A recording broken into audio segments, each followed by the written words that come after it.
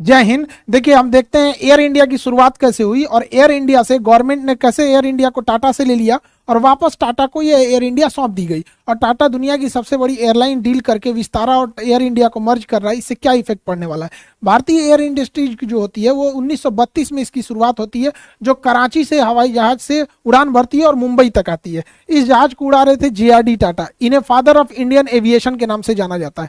यह कराची से मुंबई डाक लेके चिट्ठी लेकर पहुंची थी। उसके बाद अंग्रेजों ने, उस समय JRD टाटा के पास एविएशन फ्लाइट उड़ाने का पायलट का सर्टिफिकेट था, इसलिए इनको अनुमति दे दिया गया और इस तरह से नींव पड़ी भारतीय एविएशन की। आज़ादी से पहले हमारे यहाँ वायु परिवहन प्रारंभ हो गए थे और देखते देखते टाटा अपनी बुलंदियां छूते गया और उस समय टाटा एयरलाइंस दुनिया की सबसे बेहतरीन सेवा देने वाली एयरलाइंस में हो गई थी। खुद JRD टाटा सफर किया करते थे और अगर कोई भी कमियां होती थी तो वो खुद उसको दूर करते थे।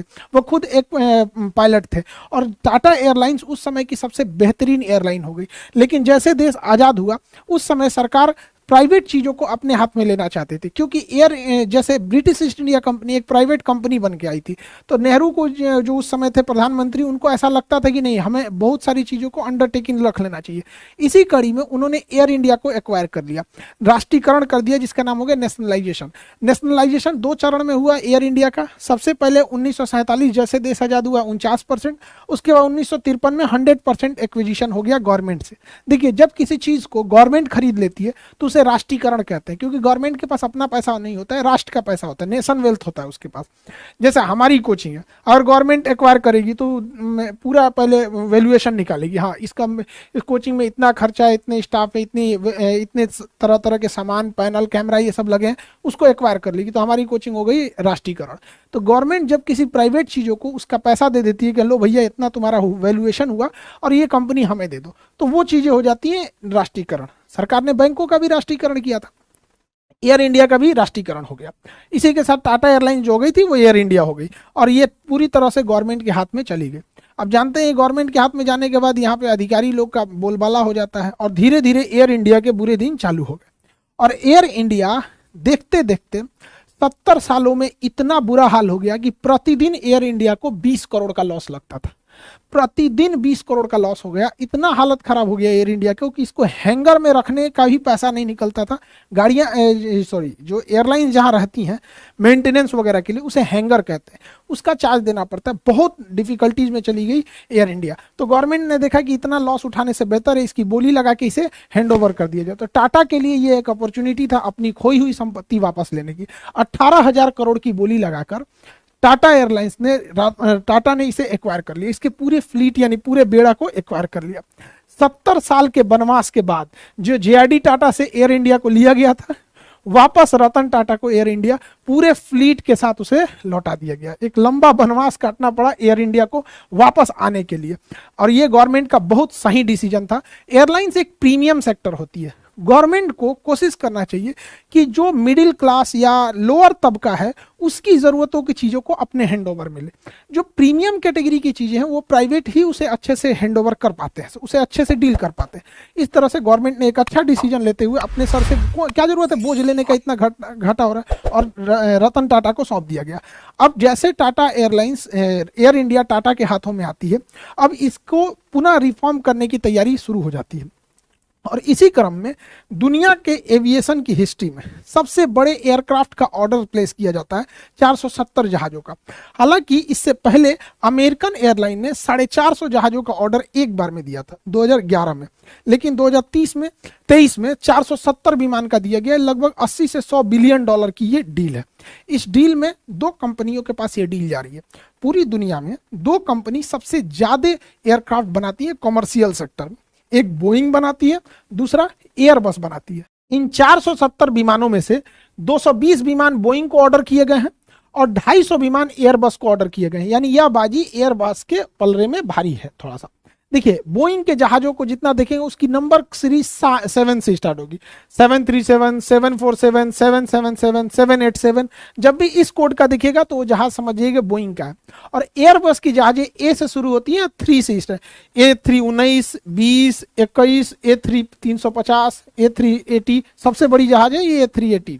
ये अभी तक का मतलब कॉमर्शियल लेवल का जिसमें पैसेंजर को ले जाया जाता है।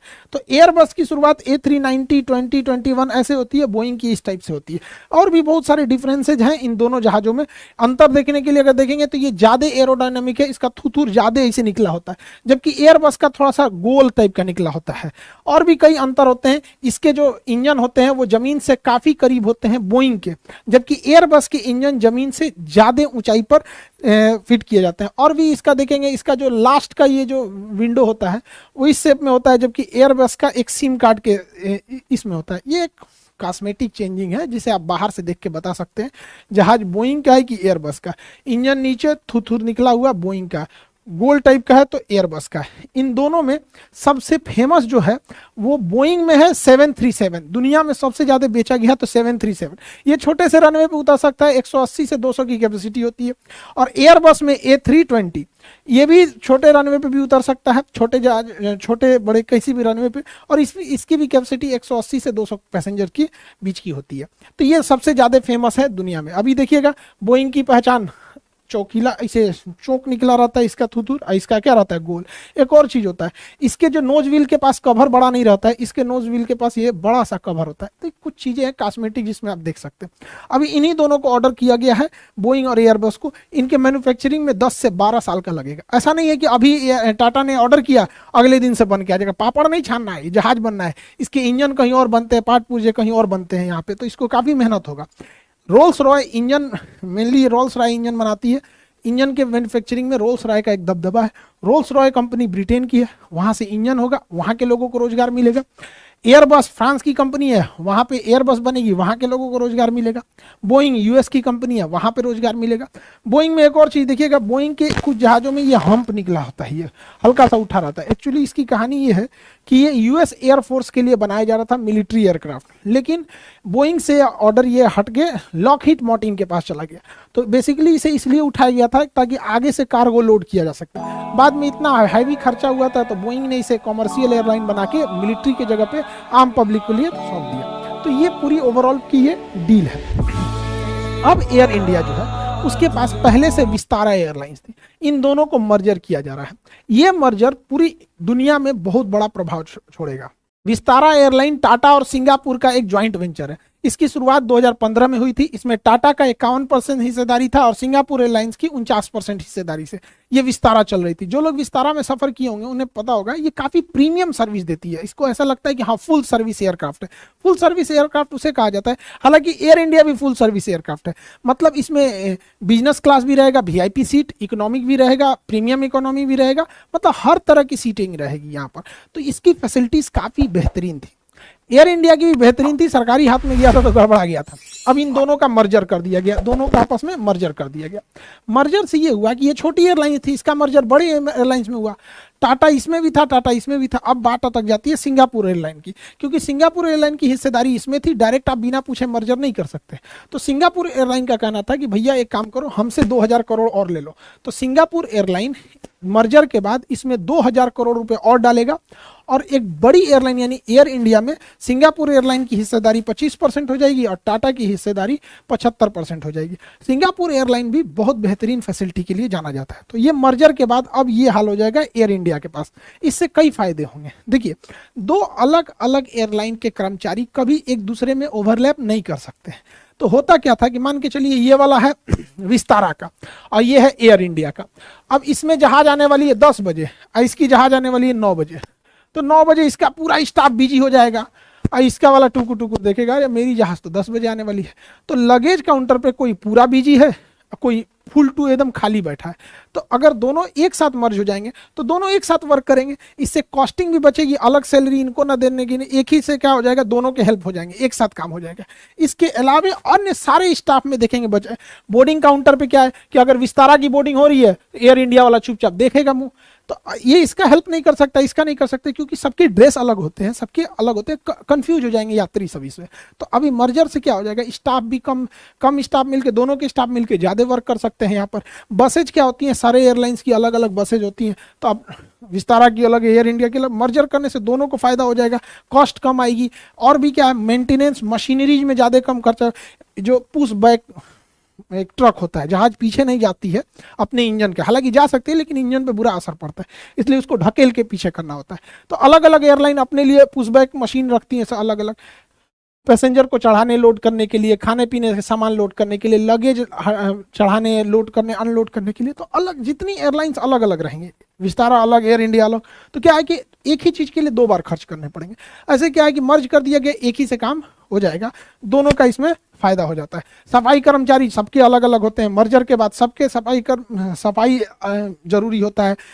दोनों का जब मर्जर हो जाएगा तो पायलट भी हैं, इसके पायलट इसको उड़ा सकते हैं, इसके पायलट इसके उड़ा सकते हैं। दोनों का मर्जर होने से ये फायदा है। केबिन क्रू इसके भी, दोनों के मर्ज हो जाएंगे। इस मर्जर और 470 प्लेन के डील से जो सबसे बड़ा फायदा हुआ है वो ये हुआ है कि टाटा अब इंडिया में ही एक एरोनॉटिक्स एकेडमी डालेगा जहां पायलटों को ट्रेनिंग दी जाएगी, क्योंकि इतने ज़्यादा पायलट्स की जरूरत पड़ेगी। एक जहाज पर लगभग 12 पायलट की जरूरत होती है, तो लगभग 6000 पायलट की जरूरत तो इनको टाटा को ही पड़ने वाली है। तो 6000 पायलट की जरूरत पड़ेगी, तो दूसरे जगह भेज के सिखाने की क्या जरूरत है, इंडिया में ही एक एकेडमी डाल दीजिए, साथ में एक मेंटेनेंस सेंटर डाल दिया जाएगा, क्योंकि भारी भड़कम जहाज है, यहीं पे इंजीनियर रहेंगे, अपना मेंटेनेंस करेंगे। तो मेंटेनेंस और एविएशन में काफ़ी ज़्यादा इसमें कॉस्ट कटिंग होगी, और एयरलाइंस में कॉस्ट कटिंग रहना जरूरी है, क्योंकि इसमें फ्यूल कंजम्पशन बहुत ज़्यादा होता है, तो हर जगह से आपको कॉस्ट कटिंग करनी पड़ती है। इससे कर्मचारी भी बचेंगे, दोनों के मर्जर से कई सारे कर्मचारी, चाहे वो मेंटेनेंस हो या ग्राउंड फोर्स की स्टाफ हो। इससे फायदा एक और होगा, ज़्यादा से ज़्यादा रूट कवर होगा, छोटे से छोटे गाँव तक में भी, मतलब छोटे से छोटे शहर तक में भी एयरलाइंस अगर संख्या ज़्यादा रहेगी तो उसे पहुँचने में आसानी हो जाएगी। अब देखिए, एक जहाज जो होती है उसमें कई सारे वर्कर काम करते हैं, तो टाटा जो 470 प्लेन का ऑर्डर प्लेस किया है, इसके लिए 65,000 लोगों की जरूरत पड़ेगी। तो 65,000 लोगों को तो डायरेक्ट इसने रोजगार दे दिया, यानी 65,000 घरों का चूल्हा जलेगा इस एक डील की वजह से। एक जहाज पे अगर आप 12 पायलट लेते हैं तो अलग अलग एयरलाइंस का अलग